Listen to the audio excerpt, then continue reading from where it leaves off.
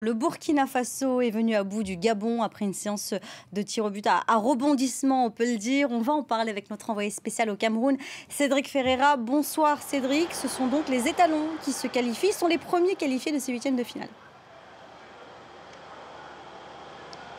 Et on ne pouvait pas d'ailleurs commencer ces huitièmes de finale de la meilleure des manières, puisque ce Burkina Faso face au Gabon a été un match extrêmement spectaculaire.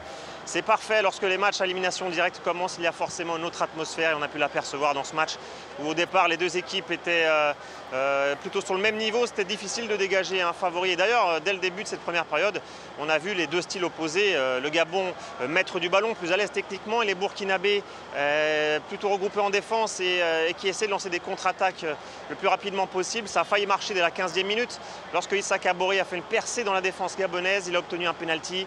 C'est alors que le capitaine des Burkinabés, la star Bertrand Traoré, s'est chargé de tirer ce penalty et il a envoyé le ballon sur la barre transversale. Mais heureusement pour lui, il n'a pas tergiversé trop longtemps, l'attaquant qui évolue à Aston Villa en Angleterre, puisque quelques minutes plus tard, il a été lancé en profondeur. Il s'est présenté tout seul face au gardien gabonais.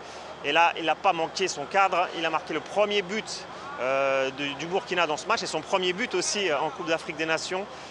Ensuite, la deuxième mi-temps a été à peu près identique, c'est-à-dire des Gabonais plus à l'aise avec le ballon et le le Burkina Faso qui est volé en contre.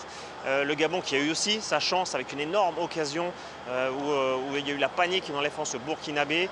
Et puis finalement, les occasions se sont faites un peu plus rares. Le match est devenu de plus en plus haché. Beaucoup de fautes ont été sifflées par l'arbitre. L'arbitre qui a d'ailleurs distribué 15 cartons jaunes au cours de la partie et même un carton rouge pour le joueur du Gabon, Sidney Obissa, à 67e minute, carton jaune pour lui. Le Gabon qui a terminé donc ce match à 10. Les Burkinabés qui ensuite se sont procurés des tonnes et des tonnes d'occasions. Ils n'ont pas réussi à marquer ce deuxième but qui aurait pu les mettre à l'abri, car on se dirigeait alors vers la fin du match. Le temps additionnel avait déjà été annoncé. Dernier corner pour le Gabon et là le miracle s'est produit. Les Gabonais ont égalisé sur leur toute dernière chance.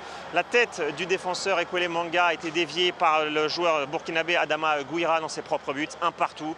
On est donc parti en prolongation, pas grand chose à retenir, évidemment il y avait de la fatigue physique et donc cette séance fatidique des tirs au but où là aussi il y a eu énormément de rebondissements, des tirs ratés, des tirs arrêtés par les gardiens.